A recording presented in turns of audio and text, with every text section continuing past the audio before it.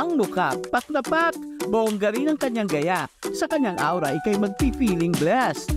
Ang nipis, parang isang Disney princess. Hanggang madinig mo ang palaban niyang boses. Balot sa balot sa balot sa balot nilaga po ko pinibalot. Balot sa balot na kayo dyan.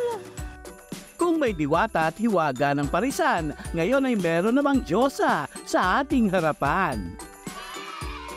My name is Josa, magbabalot ng May Kawayang Bulacan. I'm old, 24 years old.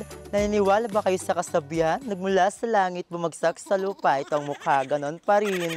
Diyosa, magbabalot and I thank you. Sa kanyang ganda, siya'y talagang habulin, pero hindi raw siya ligawin.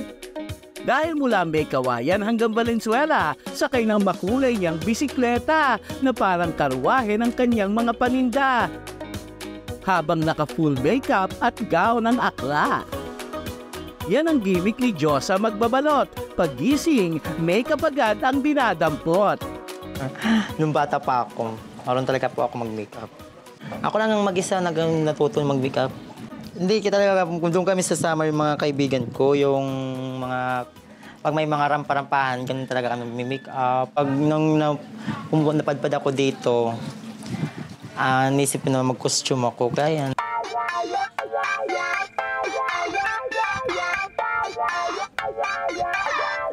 tanggal na lang po siya pusa. Umusok, masakit. Hindi naman, sanay na po yung katawan ko eh. Masakit po yan. Sabi pa nga, tiis ganda eh. Ang mga damit sa ukay-ukay niya nabubunot. Konting gupit at disenyo, may maganda na siyang saplot. Huwag ka, hindi pa tapos dyan ang kanyang effort. Dahil sa gabi-gabi, iba-ibang OOTD ang sinusuot.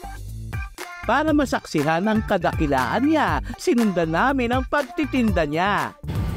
Balot! Marami sa kanyang natutuwa, lalo na kapag bumanat na ng sayaw at kanta. May dagdag tip pa para sa panggastos niya. 3 years na po ako dito sa Bulacan po.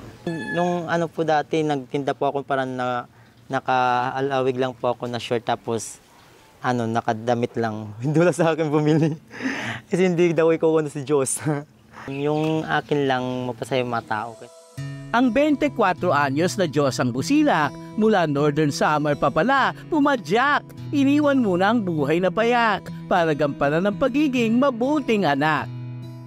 Bali, pangalawang panganay po ako. Bali, siyam po kami magkakapatid. At ang mama ko kasi ang trabaho nila, labandera. Yung papa ko hindi naman masyadong magtrabaho kasi pilay na po siya. Dahil napilitan magtrabaho ganito, magtinda ng balot. Hindi na nga po ako nakakapagpadala kasi matumal pa ngayon ng balot eh. Kasi doon sa summer talaga, mahirap talaga ang buhay. Kasi kami nga ngayon, ilang buwan na yata, mga nag-umpisa bago January, wala pa kami, naputulang kami kuryente. Pagdating sa pamilya, she's giving. Kaya ang taglay na aura ay talagang mothering. Pero kahit siya'y Diyosa, meron pa rin siyang hiling. Mapaayos yung bahay namin. Yan lang ang inano ko, tas may ilaw. Sa ngalan ng pag-ibig ni Diyosa, isinasamo ko ang aking pagmamahal bilang pagtitinda ng balot. Pili na kayo ng balot! Minsan may lungkot sa likod ng kolorete sa muka. Ang hirap ay binibihisan para maging maganda. Pasasaan ba't buhay ay giginhawa? Kumaldag, pumorma at laging tumawa. Dahil kahit tayo ay tao lang na nadarapa, may mga taong magsisilbing Diyosa dito sa lupa.